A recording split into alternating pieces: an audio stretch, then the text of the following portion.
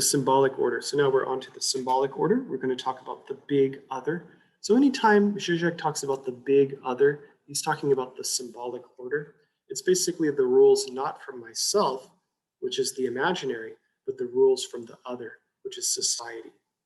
So these are the things we'll talk about: tsundere, neurosis, obscene superego supplement, perversion.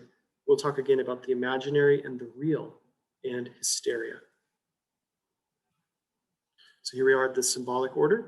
The explanation of reality, it comes from society, not from the self like in the imaginary, but from society.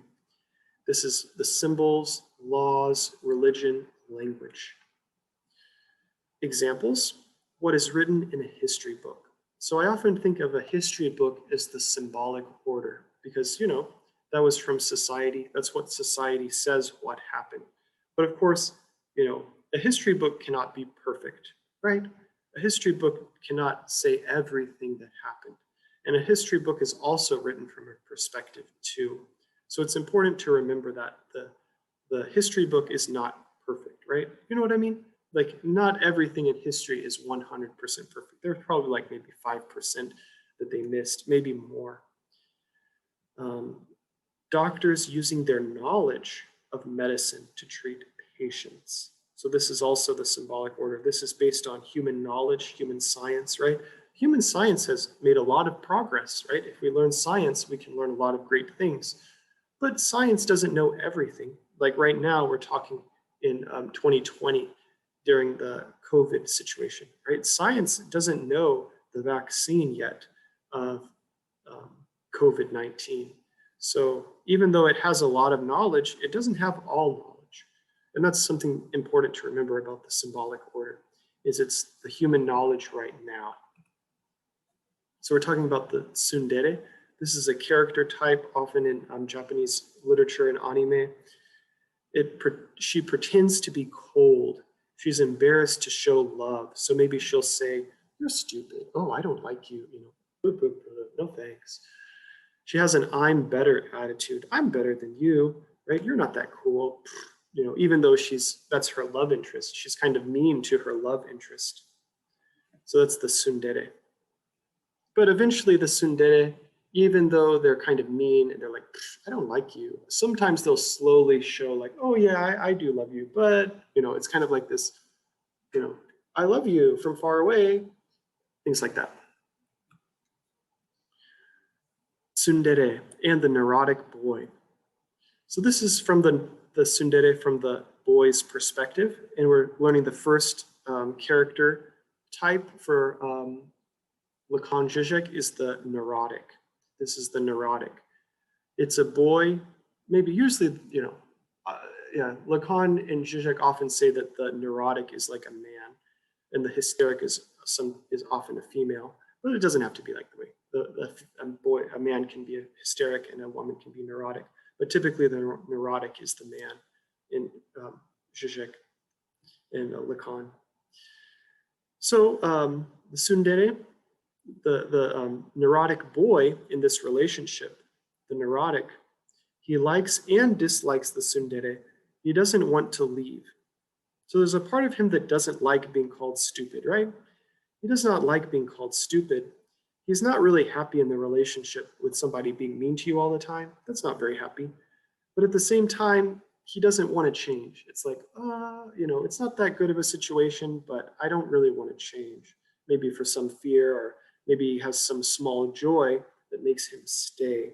That's basically the neurotic. He's in a bad situation, but he doesn't want it to change because he finds some small thing that he likes about the situation. So even though it's bad, it's like, I'm going to keep staying. So the neurosis, this is some obscene joy. You know, obscene is kind of not very good. It's something usually bad, and it's usually shocking. Sometimes like, whoa, that's pretty bad, right? And so, of course, these things are very bad, Nazis and KKK. But some people accepted their leadership, right? Why Nazis and KKK people accept their, you know, not good leadership is because there's some small joy that they get from being a member of the KKK and the Nazis. The obscene pleasure is tolerated. Bullying isn't punished. You know what I mean? So maybe you were in school and there was a bully, but the bully was never punished. So the bully keeps bullying. Like the society sometimes tolerates bullying. And that's the obscene superego supplement, the obscene joy. Like the bully says, you know, maybe if I follow the rules a little bit, I can keep bullying. Yeah, that'll be fun. But obviously, I don't think that's a good thing. And you know, I hope bullying will end. But that's part of the obscene superego supplement, is that society tolerates some kind of bad behavior sometimes. The ideology of the symbolic order winks, like Zizek always talks about. There's like a wink that says, it's okay, do it. Because if you know, the ideology, like the Nazi ideology says, like, you know, we're hardworking, we're good people, but you know, it might be hard to follow that just by itself. So the Nazi ideology tolerated evil and bad things, which made people follow them. You know. So anyway, Zizek, I'm going to show you a Zizek movie now to show how he explains it. You've actually seen that clip before, but I thought it would be good to show it here. The second thing that is important is that traditionally, ideology worked in the opposite way. The official message was this pure ethical one: obey, sacrifice yourself, and then you had to put glasses on to get the obscene under message. The examples that I always give, for example, in fascism, Nazism, the official message was enough of decadence, sacrifice yourself, work for the country. But then, in order to make this message functional, ideology bribed you with whatever. You can beat, you can steal, you can beat the Jews or whatever, or the dirty pleasures. Or in America, Ku Klux Klan. Officially, Christianity, we defend the white race. The truth of it was, what do you see when you put glasses on? Saturday evening, we gather, we rape some black girls, we lynch some blacks. So in traditional ideology, this surplus enjoyment, the dirty, obscene enjoyment, the way those in power bribe you to collaborate, is hidden. Today, it's almost the opposite. Ideology directly addresses you with pleasures. Enjoy, do it. So we need glasses to see the real image. Okay, so a little bit more, just following up what Zizek said. So Nazi Germany's outside message, right? No more decadence, right? No more luxury. Sacrifice yourself for the country. Work hard. But even though it has this outside message, we can probably think back to ideology critique, right? Where the surface message seems kind of good, right? Oh, they must be good people. Sacrifice yourself, work hard. Wow, they must be good.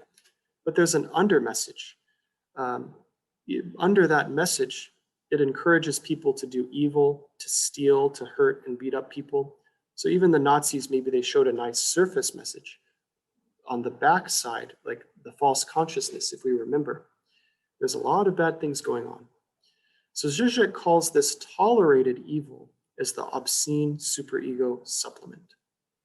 So that's what the neurosis is. He doesn't want to change the situation because he enjoys the evil that is permitted. He enjoys hurting and beating up people or stealing, some kind of small joy. And you know, that could be the same, just like the tsundere. Maybe he gets some small pleasure from being in that relationship, so he doesn't want it to change. So let's think about what would a neurotic be like in therapy. So we talked about this example of the lady who always says, too much, you're too much. Like the woman complains her family is too much because she must clean and host. The family invite, or the brothers invite over, the sons invite over their friends or girlfriend, and the mom feels like she has to clean. So she says, oh, this is too much. But what the too much thing that she was saying, it was actually hiding her real feeling, which is she feels too little. She feels unappreciated. But saying that she feels too little is too painful. It's like too painful for her. And so what would she do in therapy if she was a neurotic?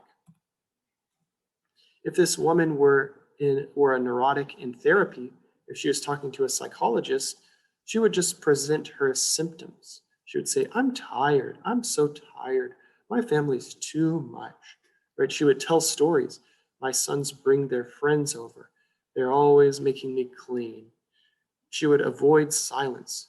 She wouldn't want she wouldn't want to find a solution. So she just keeps talking. She doesn't let the psychologist talk. She hides her real feelings because she can't say she feels too little. She doesn't want the solution to come out. She doesn't want the truth to come out. She wants to keep the situation as it is because maybe she gets some pleasure in that situation. Maybe she has some obscene superego supplement, which is allowing her to continue, and she doesn't want to give that up. That's the neurosis. So now the second type is as the pervert. Of course, pervert could be a man or woman. It's just like a character type. The pervert wants to be the boy's servant. So we're just imagining the girl as the pervert in this situation, but it could be the boy or the girl. So the tsundere, she wants to be the boy's servant. I think of the pervert as the servant, is something that is very connected. She believes the boy wants her to say, you're stupid. So maybe she thinks, oh, I know. If I call him stupid, maybe he's going to like me, right? So she says, you're stupid. You're stupid. And she's like, oh yeah, he's going to love me if I call him stupid. So she's trying to please the boy by saying, you're stupid. The pervert wants to be the love object, wants to be like objectified, wants to be used, wants to be the instrument of the other, wants to be controlled. It kind of elevates the boyfriend as, the lawgiver and the source of pleasure. So it's almost like a worship.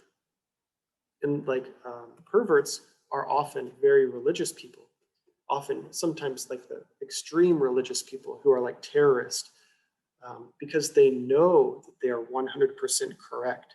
They think that their religious text has no holes. They think that the symbolic there's nothing, it's completely perfect. That's what they believe is a pervert, is like the other, the symbolic other, the big other, the symbolic order is perfect. And so they can follow it completely. The symbolic other is the lawgiver and the source of pleasure for the pervert. And so the pervert, because they can completely trust the other, the boyfriend, they become unafraid of scary things. So like death or sex or violence. If you know like Romeo and Juliet, like the passionate lovers of the Shakespeare story, they kill themselves because they trust each other. They have like perfect trust in each other. So death is not scary for them. Sex or violence, these things that could be scary, they're not afraid of them because the pervert becomes a servant and completely trusts the other.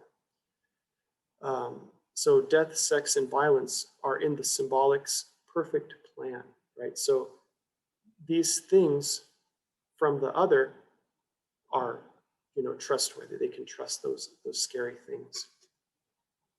That's what the pervert is like. So for the pervert, there's only the symbolic. Like it's not really about imaginary. It's not about the real, which we'll talk about in a moment. If the symbolic has no holes, all history books are 100% correct. So the pervert would trust this history book 100%. The history book contains every fact. It's missing nothing. It's perfect. Or maybe the religious text for the religious pervert. There's no room for thinking outside the rules of society because the rules are perfect. There's no room for doubt, right? You don't need to doubt, it's perfect. Why would you doubt this perfect thing? This perfect boyfriend or the perfect religion or imagining something else, right? There's no room for imagining something else, right? If there's only the symbolic, you just stand in line, you only follow, you just become a follower, which would be the pervert. But if we remember back to our one of our videos from the thought cooperation, the imagination, the imaginary, the symbolic actually should work together with the imagination, right? This will bring about good solutions, right? So the doctors treat symptoms based on symbolic and guessing, which is like the imaginary. So basically, whenever we're using both, this can create a lot of solutions to problems. Like if we're only looking at the knowledge and not really thinking about the patient, then you know what I mean? We're not going to have those good solutions because we didn't think about, you know, we weren't able to think creatively, which is from the imaginary realm. So we're also talking about the real, which is outside of the symbolic. I think of the reals as like the holes in the symbolic, like the things that the history book could not contain, because no history book is perfect, right? Every history book is going to miss something. Same with science. Like science knows a lot. There's a lot that science knows, but there's some things that science doesn't know yet. For example, the COVID vaccine. We don't know it yet. Hopefully we'll get it soon though. And you know, there could be in 20 years, there could be another COVID situation that we don't have the vaccine for. So society needs to progress. Science needs to progress. It's limited right now. And of course, I think it always will be.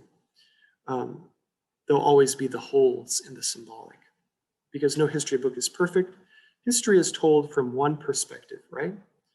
But whenever history happened, there was many, many, many perspectives. Many people saw what happened. And so they say that history is written by the victor. History is written by the winner. So there's also the loser's perspective too, which might not have been contained, which might not be in the history book. So that thing that was not contained, maybe the loser's perspective, that's not in the history book. So the history book left out many perspectives and details. And we're just going to talk about that. So we can think about this girl as the winner. She won the war, so she gets to write what happened. Maybe that boy, he lost the war, so his perspective is not concluded. We don't know what happened. He may have some important information that we don't know. So think about the symbolic as the Swiss cheese, right? It's the laws of society, but the real is what is missing. It's those holes. So I think of the real as the holes in the Swiss cheese, right? So the real are the holes in the symbolic. Written history is the symbolic, right? It's different from what the written history is different from what actually happened and escaped, right? So you know what I mean? The history book, of course, it has a lot of good information, but what actually happened in history, right? There's things that we don't know. That's the real, right? The real history. Some things escaped the history books. And, you know, you can use the imaginary to think about what might have happened, because history can't possibly have known every single thing that happened. And those things that it didn't contain, that's the real, the hole in the history book.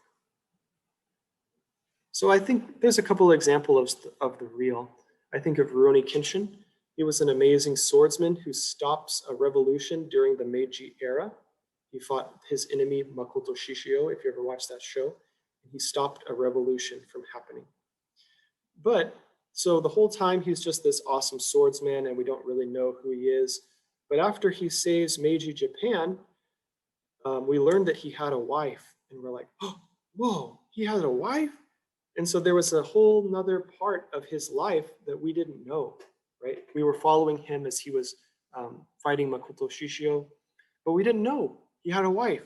And so there was more things that was happening in his life that we didn't know, even though we were following the story of the anime or the manga. So because he had a wife, this detail opens a whole new aspect to his life, and it makes us understand Kenshin in a new way. So after, if you follow Kenshin, so after he saved the Meiji Japan, we learned that he has a wife, and then a whole new story began about his past and about his present. So that's just basically saying whenever we have holes, which is the real, whenever we have things that we don't know, those are things that we don't know, and it could open up a whole new thing if we learn about them. So another example of the real is the Da Vinci Code. This was kind of popular when I was probably in middle school, I guess. But this is Tom Hanks. He's a famous actor. He was in the movie. It's basically, reimagining the recorded history or the recorded religious text. So yeah, so the Bible is a religious text, but it has no mention of Jesus's love life. But so basically what Da Vinci Code is, and Da Vinci Code is just a work of fiction. It is not like a history book. So it's just like imagining if this situation happened.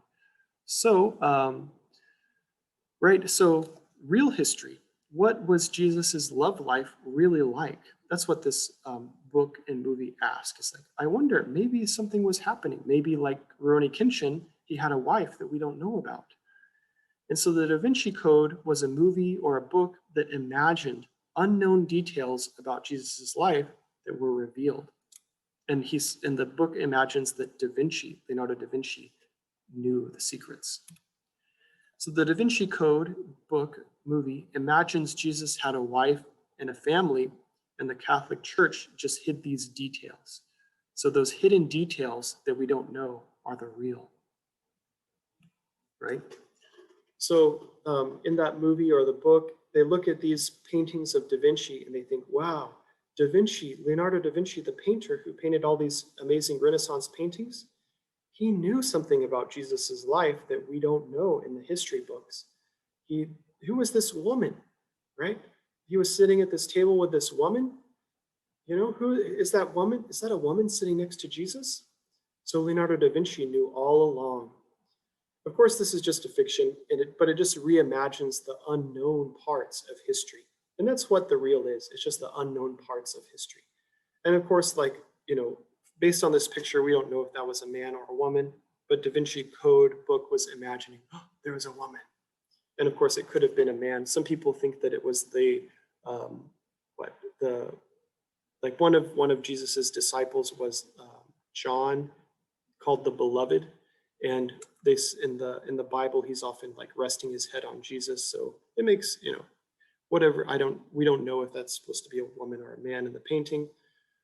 But, you know, based on the accounts, the religious accounts, that was supposed to be a man. But why does it look like a woman? You know, anyway, that's just an example of the real. There are some unknowns in history that we don't know 100% for fact. A pervert would say that the history account is perfect, or the religious account is perfect, but that would be the pervert perspective. It doesn't leave room for doubt. Maybe it is a woman. We don't know, right? That's just to say, like, doubt is what, you know what I mean? Doubt is like that real, the whole and the symbolic. Tsundere, the hysteric. So this is the last type of these neurotic, which is like the scared boy, but he wants to stay in the relationship because of some small joy. The pervert, who believes the other is completely perfect. And the hysteric is like this. The hysteric is kind of like realizes that the symbolic is not perfect. The hysteric like sees the Swiss cheese and sees the hole, and so it pushes back really hard. It's like, no, you're not enough. You're not enough. Push, push, push, push, push, push. It kind of, you can think of the hysteric as inside of the real and pushing back on the symbolic. Right? She just toys with the other. She pushes the limit. So she says, if I call him stupid, will he still love me? But what the hysteric is doing is she's trying to get something from the other. She's trying to get something from the boy and trying to say like, hey, you're stupid, you know, she's trying to be in control and push back. So this hysteric, she wants to be loved. She wants to be chased. She wants the symbolic or the other to come after her. She wants to be desired, but she also wants to be free. She does not want to be controlled. She does not want to be a servant. That would be horrible for a hysteric. The hysteric does not want to be the love object or controlled. She wants to be, like I said, loved, chased, desired, and free. So she provokes the other's desire. She's like, aren't I beautiful? Don't you like me? But once the other starts to say, oh, I do like you, she says, oh, sorry. And that's probably whenever she says like, you're stupid, or or I'm better than you. She wants to disappoint the other, the boy, the symbolic order. She wants to disappoint it so she can be free, and then she can, let him chase again. That's what the hysteric does. But this is just hysterical acting out, which means behaving badly.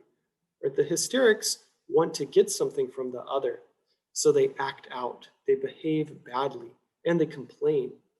They try to get the other to solve her problems. Right? She tries to get the other. I want you to help me. I want you to carry my books. I want you to give me money. I want you to do these things, symbolic order. And that's why she's acting out. She's trying to get more and more. But this hysteric is different from the act, which is the revolution. The revolution is what completely changes the situation. The act shows the limitations of the symbolic order. So in some ways, the hysteric does that, right? It says like, oh, symbolic order, you're not enough. You're not giving me enough. You could give me more.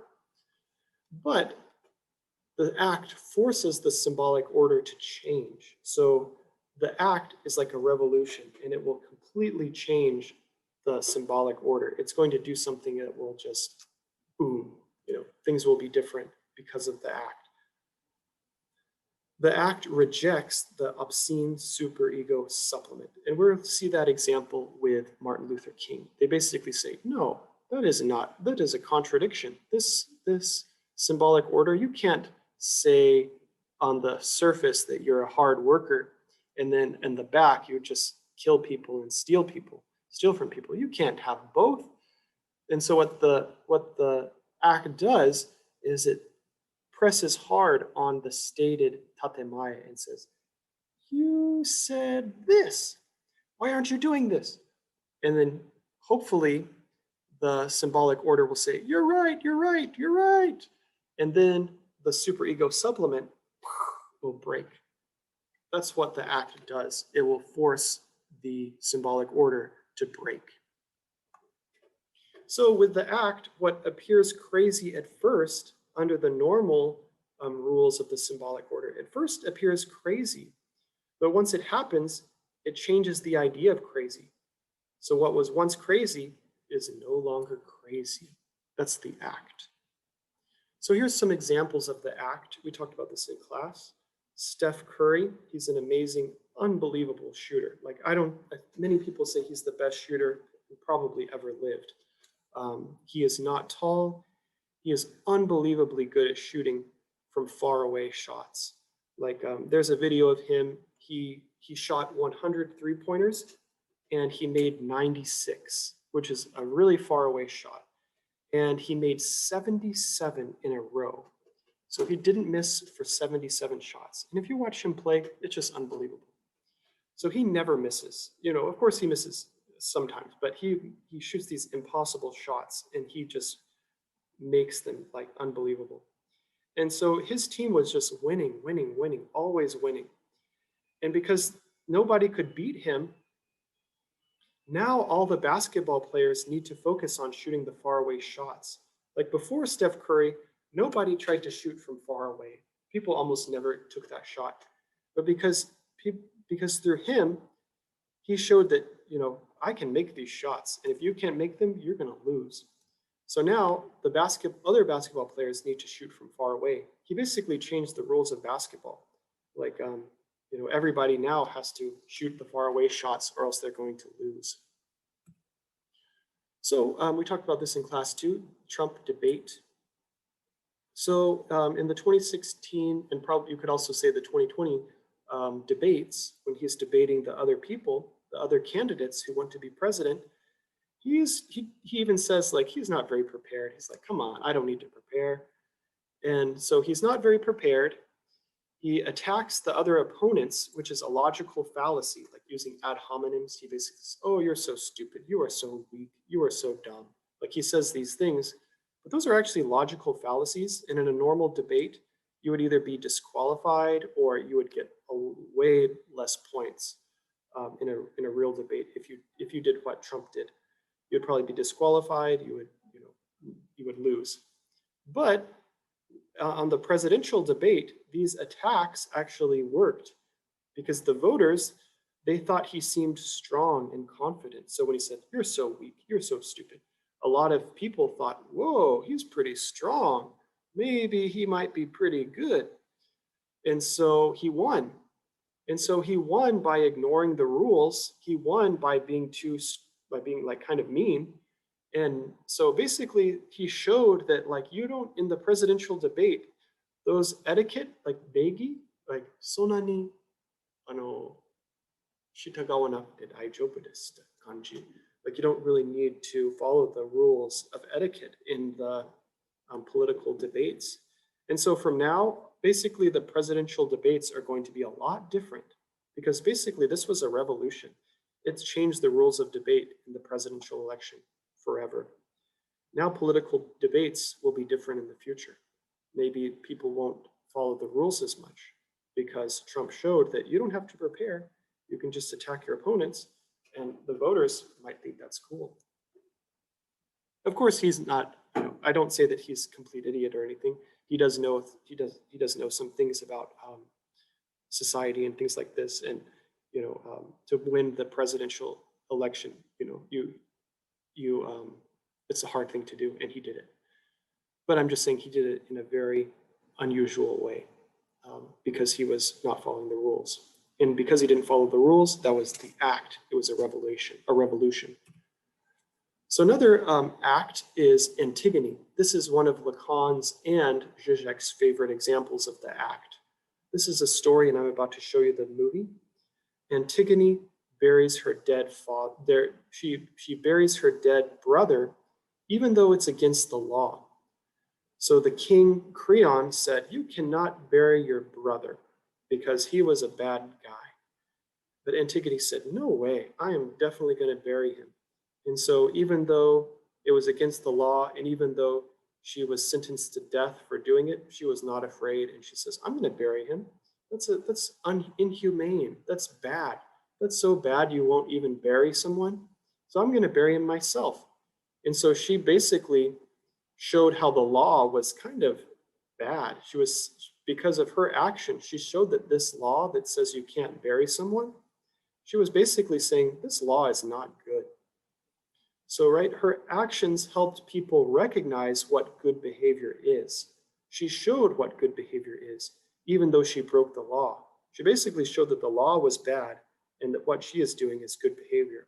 And the society agreed with her. The people said, "Wow, Antigone is right and the law is wrong."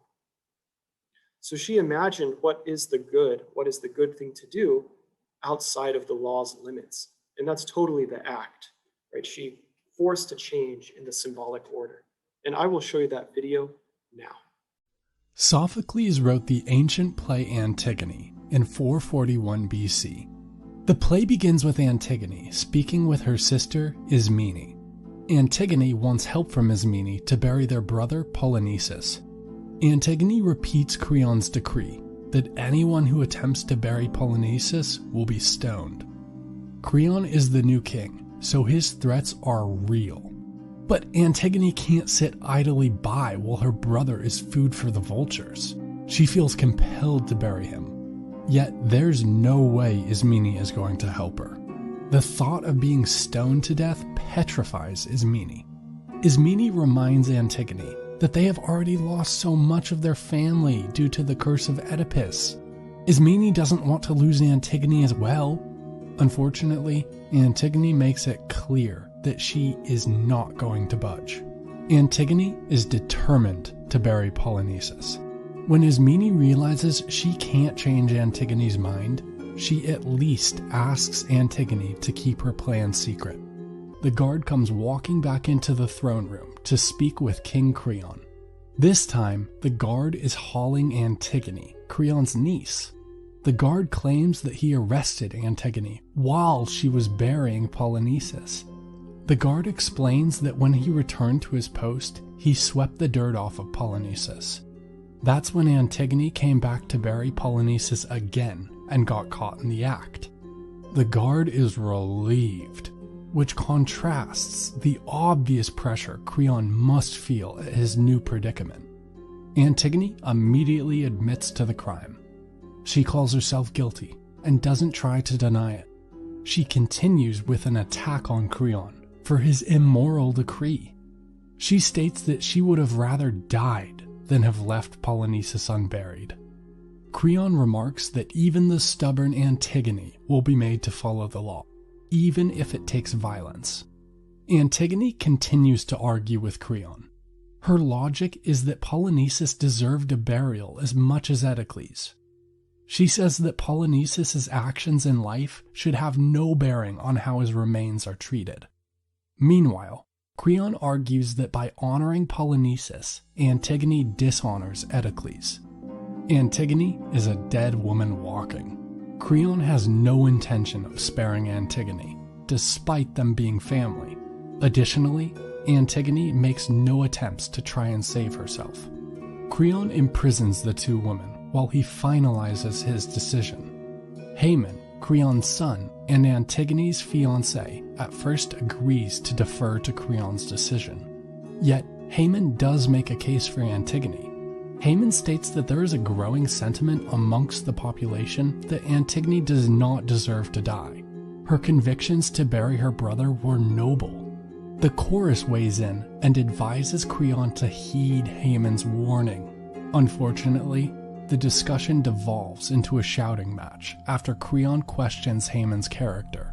Creon reasons that Haman is a fool to defend a traitor. Haman asks what will be the fate of Antigone, and Creon explains her punishment. Antigone is to be sealed in a cave and starved to death. Unfortunately, a messenger comes in and informs the chorus that Antigone and Haman are both dead. Haman, frustrated at Creon's decision, took his own life. Eurydice, the queen of Thebes, comes in when she overhears the messenger. She's stunned and asks the messenger to repeat his message. The messenger says that Haman found his love, Antigone, strangled by a rope. Haman got extremely upset. He tried to kill his father, but then turned his sword on himself. When Creon returns to the palace, we learn that Eurydice has also killed herself. The messenger tells Creon that before Eurydice committed suicide, she cursed Creon for having taken away her only son. Creon can't believe what has happened. He admits that he is responsible for the death of his son and his wife. Creon is so shocked by the events that have transpired that he's not even able to walk away. Instead, he has to command his guards to come and carry him away. The end.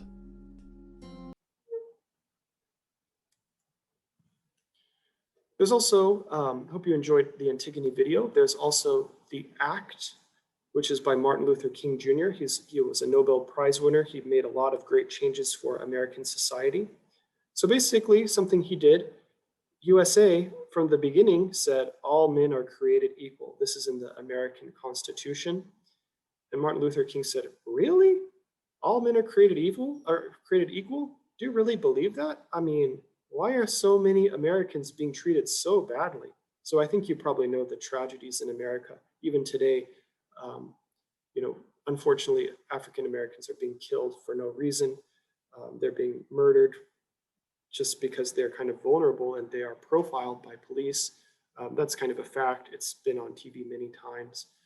And so unfortunately, these things are still happening. But because Martin Luther King said, really? You guys believe that all men are created equal, but you are not acting that way. People are being killed for no reason.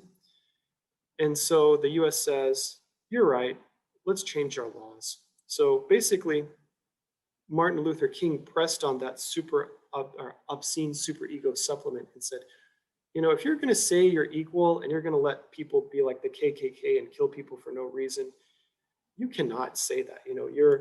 Your stated tatemae and your ura, your back, what's happening behind, you can't do that. And so basically, because he pointed to this, he pressed on the law. He pressed on the stated law, the stated tatemae. He said, you have to follow this. that forced US to change their laws. So because of Martin Luther, he got a Nobel Prize, and America changed a lot for the better. There's a lot better laws. They stopped the discrimination laws, like the 差別的な法律が、できる、変わった。もちろん、今にも完璧じゃないけど、それは明らかです。Of course, even now it's not perfect, but that's obvious. So here's the master signifier. This is kind of like after the act happens. And it's even before the act happens. It's basically saying the symbolic order is from one person's perspective, or from like a perspective. It's not a perfect, it's not perfect. It's not like the pervert thinks it is. So the master signifier, it's seeing from a certain perspective. And also the master signifier, it makes the floating signifiers become still. So for example, this is Naomi Watanabe. She's standing next to some models, like some beautiful ladies. And, you know, I think a beautiful lady is basically a floating signifier, because it could be a tsundere, right? It could be these beautiful ladies, maybe they could be the kind of lady who will say, you're stupid, you're not good enough, and, you know, I'm gonna hurt you kind of thing. And maybe I might show a little bit of love, but I'll keep pushing you back. You know, there's that tsundere stereotype. And so whenever we see these beautiful women, we don't know, are they tsundere? Are they tsundora? Are they, you know, some kind of, or are they maybe a nice lady? They could be nice, we don't know. They're beautiful ladies who are nice, right? So the master signifier, it will help us understand what these ladies are like. Are they nice? Are they mean? What are they?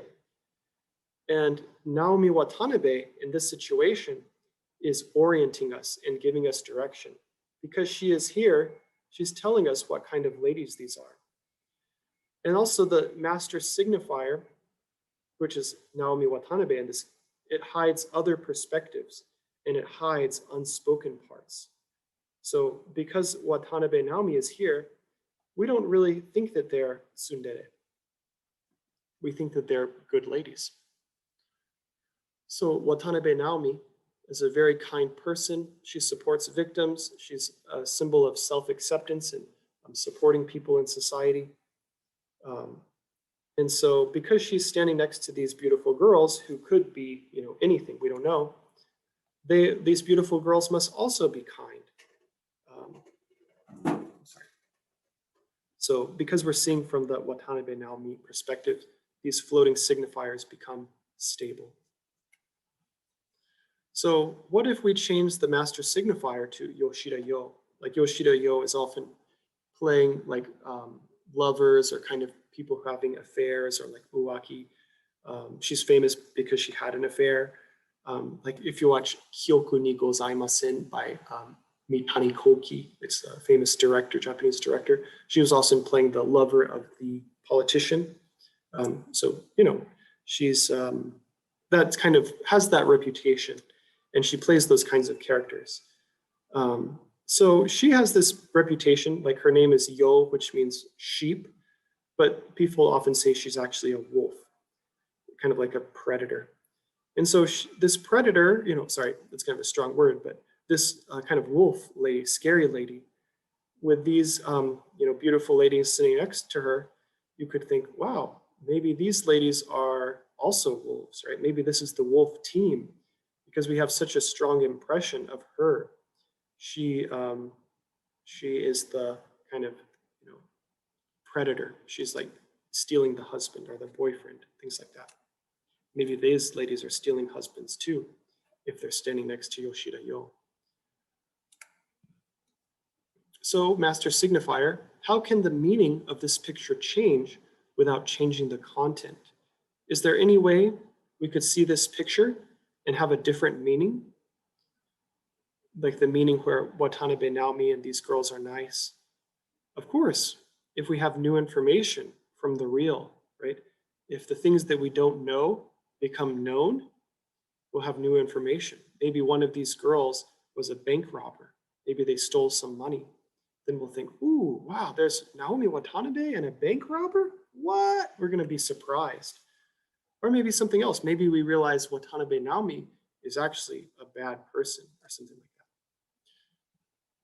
So here's some more examples of the master signifier. We learned about this story about the unlucky or the lucky girl.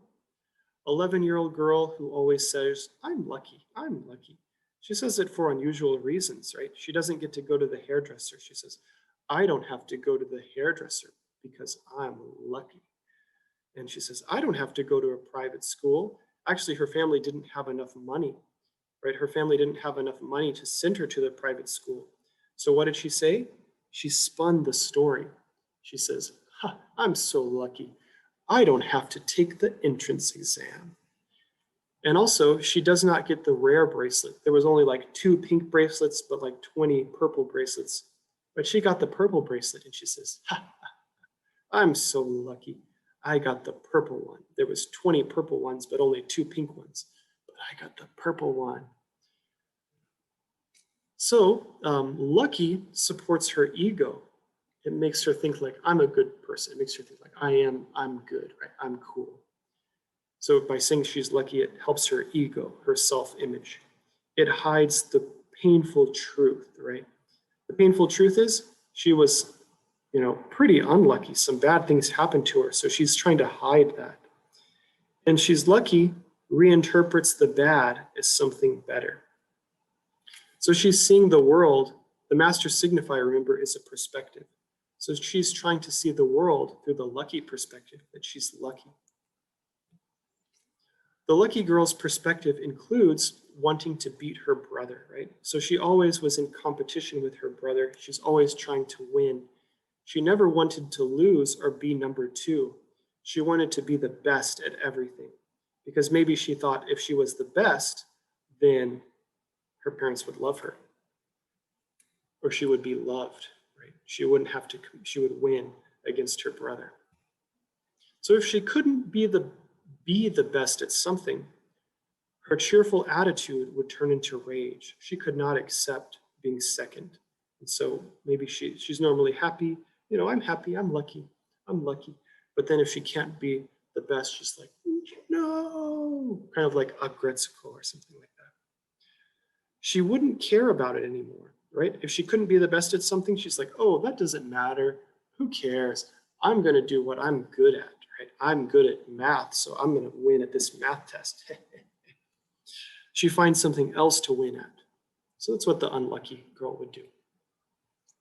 We also learned about this story about rationality. There was a lady who became a mathematician, like a scientist, because she loved certainty. She loved to know that things are, we can know the answer. But she suffered because her mom was irrational. So this rational lady, she builds a personality opposite of her mom. She says, I don't want to be like my mom.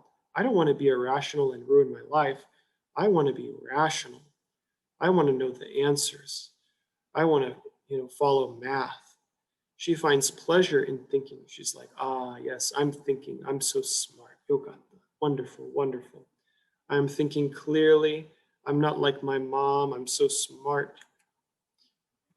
So rationality became the master signifier. She started seeing the world through the rationality glasses. She chooses a career as a mathematician. She becomes a professional math person. She wants achievable solutions, and she wants rationality. And if she could not find the solution, she couldn't sleep because she would obsess about it. Because for her, thinking is the answer, right? But if she can't, and thinking becomes, if she can't solve it by thinking, she'll just think. Can't sleep. So that is basically the last one. If you have questions about what books I used, I think I mentioned them in our, but I will send those to you if you want to know. Thank you so much. Good job, everybody.